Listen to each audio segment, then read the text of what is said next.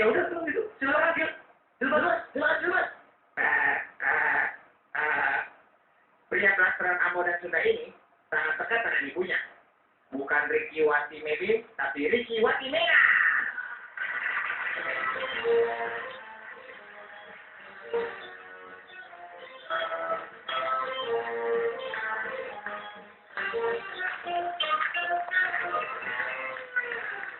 Selamat semuanya. Gue itu orang Ambon, papa gue orang Ambon, dan gue tuh sama papa gue tuh takut banget sama kecoa. Gue takut banget sama kecoa gitu, karena dia itu suka muncul tanpa diduga. Kayak gue lagi di kamar, gue lagi asik-asik dengar musik gitu yang dia muncul dari balik lemari. Kalau gue panik, gue teriak kan ya, weh, papa gue masuk, kenapa sih teriak-teriak? Ini pak ada kecoa. Oh kecoa. Yaudah kamu teriak aja, papa nyuci mobil ya. Maksudnya dia, pak, tar dulu. Ya maksud gue, papa gue tuh gak bisa ngelindungin gue, tar dulu pas ini. Akhirnya papa gue masuk ke kamar gue, di meja gue tuh ada parfum teman-teman. Dia ambil parfum, dia kocok, dia semprot kecoanya. Gak mati. Kecoanya wangi. Faktanya kecoa itu kan jorok dan bau, setuju gak sih? Lu bayangin dia disemprot gak mati, dia jadi wangi. Lu bayangin sih, perasaan kecoa tuh balik lagi ke teman-temannya gitu. Dia balik gitu, dia main kayak, hey guys, gitu kayak. Kok wangi sih? Kita semua ini bau loh. Lu wangi, lu kecoa macam apa sih lu? Jadi dibully gitu. Gue takutnya dia jadi minder gitu kan, jadi gak mau keluar lagi, gak mau keluar rumah gitu.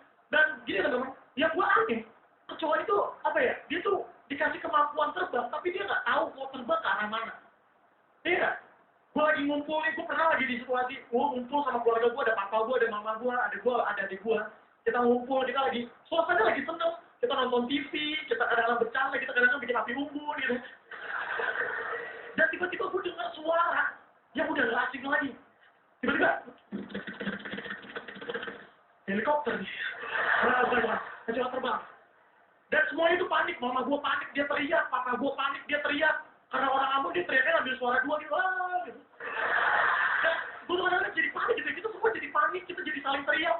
Lu bayangin gak sih, perasaan kecoa kalau misalkan semua jadi teriak tuh jadi kesel. Terus dia tutup kupingnya. Hey diam, cuman karena aku kalian teriak.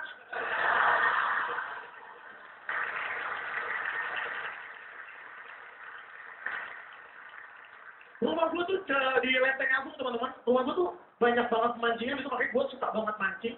Dan kadang-kadang gue suka sebel sama pemancing, itu kalau mancing dia bawa pacarnya. Ini pemancing gini dia gak pernah mikirin perasaan gue yang gak bawa pacar. Lu bayangin dia di askas mancing, dia bosan, dia bisa megang tangan pacarnya. Kalau gue gimana? Masa gue megang tangan pemancing sebelah?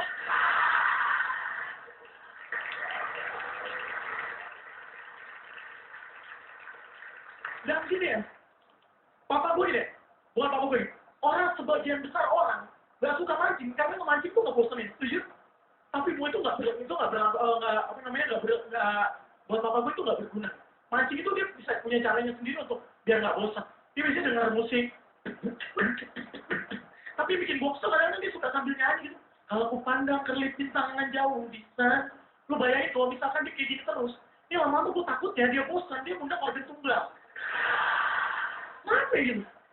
Dan mama gue tuh tipe kalau orang tuh yang gak gampang tegaan gitu ya, gak tegaan gitu kalau melihat orang kayak kemarin tuh Yuda Klik main ke rumah gue, sama mama gue dikasih duit, bisa gak gembel.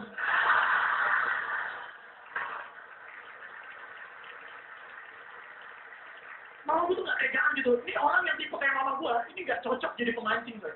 Gak cocok, lu bayangin mama gue nih, misalkan dia lagi mancing, set, dapet ikan bibirnya berdarah dibawa ke puskesmas. Diobatin, disuapin makan gitu. Lah asik gitu dan gini ya teman-teman. Gue tuh punya adik perempuan.